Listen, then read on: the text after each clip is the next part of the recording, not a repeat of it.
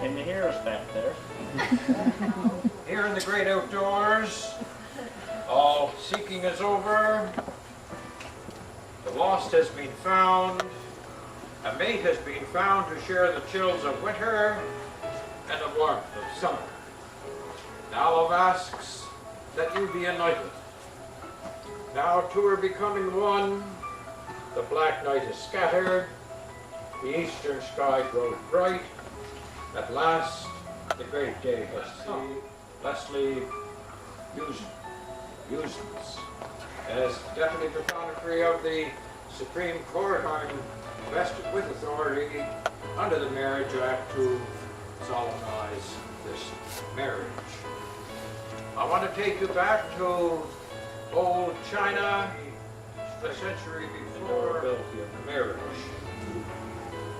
Wilfred Peterson said that in the art of marriage, the little things are the big things.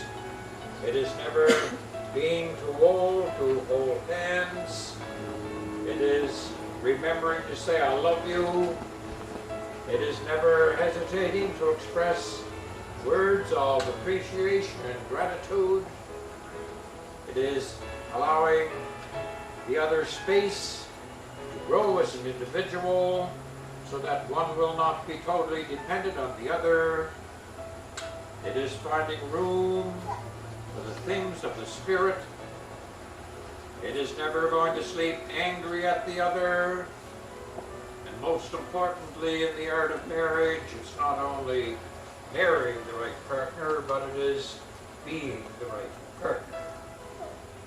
Very simple words, this ceremony, foremost and above all, to support the other in every manner, to bring up any child or children the marriage may be blessed with, all in a goodly morality, so that the child or children will respect you as parents. That respect will flow to the extended families. I will request that Michelle come forward. Sonnet 116, William Shakespeare. Let me not to the marriage of true minds admit impediments. Love is not love which alters when it alteration finds, or bends with the remover to remove. Oh no, it is an ever-fixed mark that looks on tempests and is never shaken. It is the star to every wandering bark, whose worth's unknown, although his height be taken. Love's not time's fool, though rosy lips and cheeks within his bending sickle's compass come. Love alters not with his brief hours. You know of any reason, any problem, any legal impediment why you cannot or should not be married to the other? Carla, I'll call upon Carla to recite Marie Nichols' Why Marriage? Because to the depths of me I long to love one person with all my heart, my soul, my mind, my body. Because I need a forever friend to trust with the intimacies of me, who won't hold them against me, who loves me when I'm unlikable, who sees the small child in me, and who looks for the divine potential of me. Because I need to cuddle in the warmth of the night with someone who thanks God for me, with someone I feel blessed to hold. Because marriage means opportunity to grow in love, in friendship. Because marriage is a discipline to be added to a list of achievements. Because marriages do not fail. People fail when they enter into a marriage expecting another to make them whole. Because knowing this, I promise myself to take full responsibility for my spiritual, mental, and physical wholeness. I create me. I take half of the responsibility for my marriage. Together, we create our marriage. Because with this understanding, the possibilities are limitless. Friends, Dave, I ask you to repeat after me, please. I, Dave, take you, Leslie. I, Dave, take you, Leslie. To be my lawfully wedded wife. To be my lawfully wedded wife. Knowing in my heart that you will be. Knowing in my heart that you will be. My constant friend. My constant friend. My faithful partner in life. My faithful partner in life. And my own and my one true love. And my one true love. On this special day, on this special day, I affirm to you, affirm to you, in the presence of all those in attendance, in the presence of all those in attendance, my sacred promise to stay by your side as your faithful husband, the faithful promise to stay by your side, in sickness and in health, in in joy and in sorrow, as well as joy and in sorrow, as through the good times and the bad. well as I further promise to love you without reservation, further promise to love you without reservation, honor and respect you, honor and respect you, provide for your new needs as best I can, provide for your needs as best I can, protect you from harm, protect you from harm, comfort you in times of distress, comfort you in times of distress, grow with you in mind and spirit, grow with you in mind and spirit, always be open and honest with you, always be open and honest with you, and cherish you for as long as we both shall live. and cherish you as long as we both shall live. And Leslie, your oath of friendship, I ask you to repeat after me, please.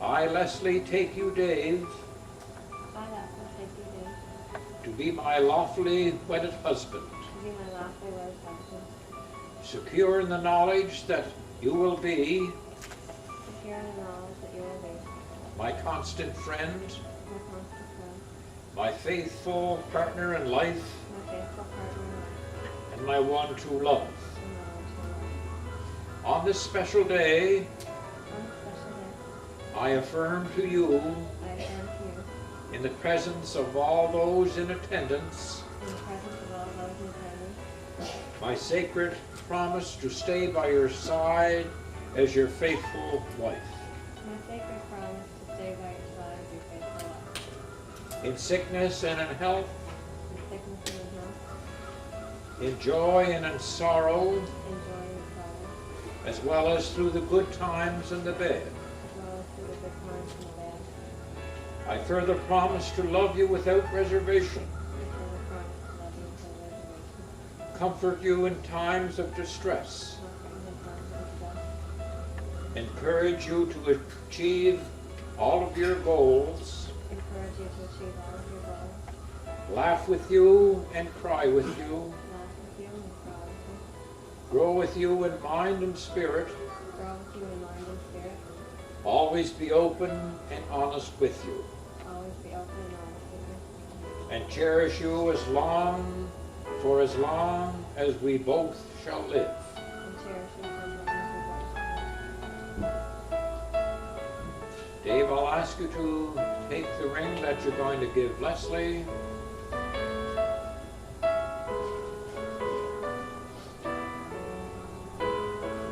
And to place the ring on Leslie's hand, while holding and giving the ring to Leslie, the ring being symbolic, a token of your love and affection, your trust, friendship, and commitment to Leslie. Dave, I'll ask you to repeat after me. With this ring, I thee wed. With this ring, I And similarly, Leslie,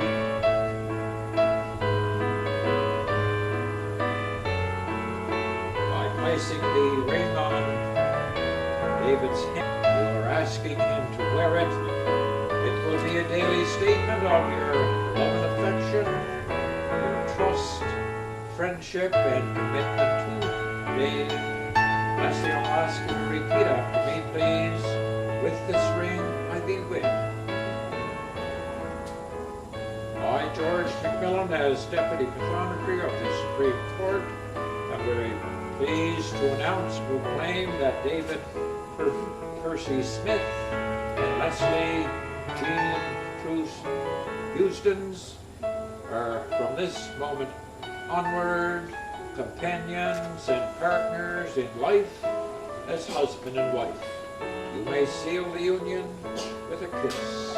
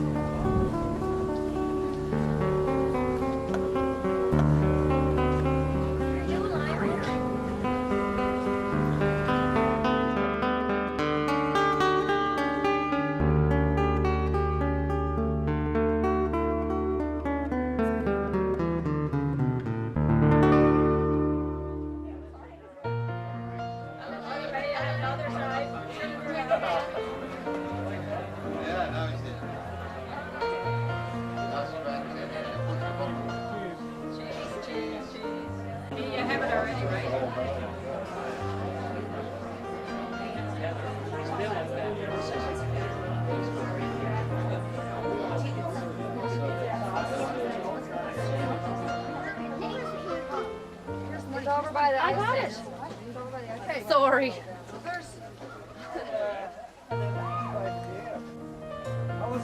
There's a Dutch little tune, and it says, he came in disguised as a gentleman. Oh,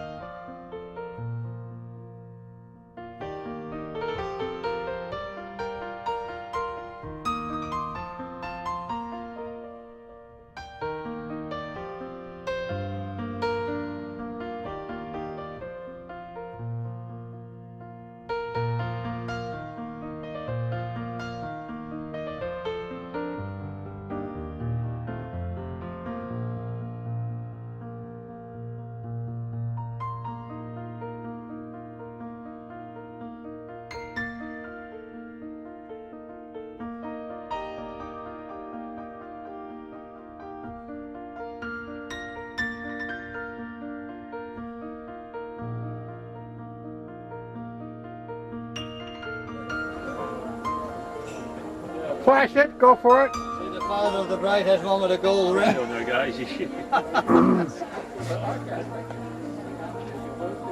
Oh, that's a Oh, Carlsberg. Where did you get that beautiful glass? Hey, Tone, hold it up. Euro 2004. There you got the beautiful glass. With a case of beer. You buy a case of beer and you get one? Yeah. You should have a glass for every bottle, right? Yes, I think so. They're beautiful. But I watched a lovely boss. We bought our friends live down in the Creek area. We bought, Joe, you got a toast with Tone. Nuts. Like there's a Portuguese. You got a toast with Tone here. He said, Conrad. hey, there's Conrad. Hey. Yo. I have a little bit of Hey. Proost. Bro. Cheers to you. Up to the sunshine. What? Because you know, these Dutchmen are handsome dudes, aren't they? Yeah, all of them are. I'm not Dutch. Yeah, you better. I wasn't talking to you. There's nothing wrong with that beer. I didn't know. That's Dutch. You didn't know that, did you? What's that? Up your gezondheid. Up your Gesundheit. My daughter's going to say hello to you. You have the same laugh as Ruth does. Well, you have me stunned for the time being. You don't remember Blackbush, do you? You haven't had the boat out of this. It's too Oh, it's too cold? How are you? Hello, bro. How are Where's you? the rock? We have to get a designated driver.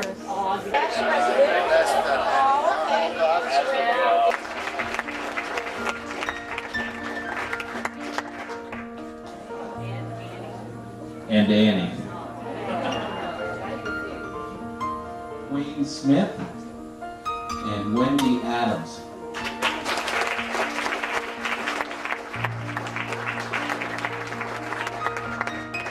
And the big show is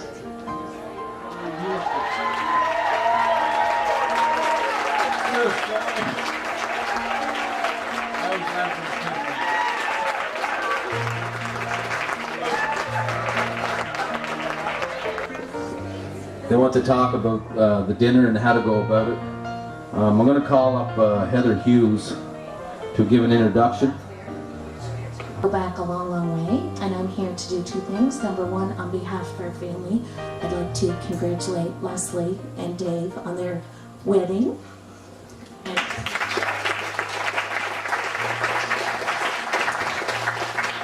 We wish you a long life of much health and happiness. And the other reason why I have to introduce Dave is to your extended family, also known as the Veer Roggeveen extended family. You're now adopted, and this adoption, it started as a crew a long time ago, but 30 years ago. My grandparents immigrated to Canada, and my Oma and Opa, they always wanted to have lots of family and friends around, so they adopted the Houstonses and the Veers a long, long time ago, along with a lot of other people. But having said that, we started a long time ago with this family crew, and with all the occasions that we had over the years, and the Houstonses can always make a lot of great food as well as the Veers. And we used to have this celebratory meal called the Indonesian rice table. And with this rice table, it's gone back many centuries, and it was brought here by my Oma and Opa, and this is how it was introduced to us. It's a huge meal, as you can see by the spread here behind us, and how we eat it. It started with rice or with noodles, and you take it and you put it on your plate, and then you go to the next. As you go along the line, you just take little scoops of all the other dishes and put alongside the rice or on top of the rice. And as you come along to the end, your plate will be full. So don't go and start with a big pile of rice and a big pile of meat, because you won't have any room for anything else. You just take little scoops as you go along. And so that's how you eat it. But I also want to let you know there's a couple other things on the table. There's some really hot little dishes. There's really hot spices there that you can add onto the plate as you go, as you eat away from it, because you'll burn your eyeballs out. Another thing is, if you find something too spicy, there's these chip-like, it's called krupu, and it's a chip-like, I don't know how to describe it, but if you put it on your tongue, it will take the coolness away. Take the heatness away and provide coolness to your tongue. Now, before you eat, I just want to say one more thing. A rice table takes a long, long time to prepare, and for years and years and years, Janet and some other friends would come and help my grandmother prepare this, so she was able to come up with the recipes and take these recipes and prepare these for you guys to have today. And it takes a lot of time and a lot of energy and a lot of effort and a lot of knowledge just to prepare this. And thank goodness for Janet to have accumulated all these recipes and to prepare these, because without Tone and Janet spending about the last 6 months to prepare this meal that you're going to eat in about half an hour or less, you really must appreciate the fact that Tone and Janet made this splendid Indonesian rice table. So I just want to thank them for that.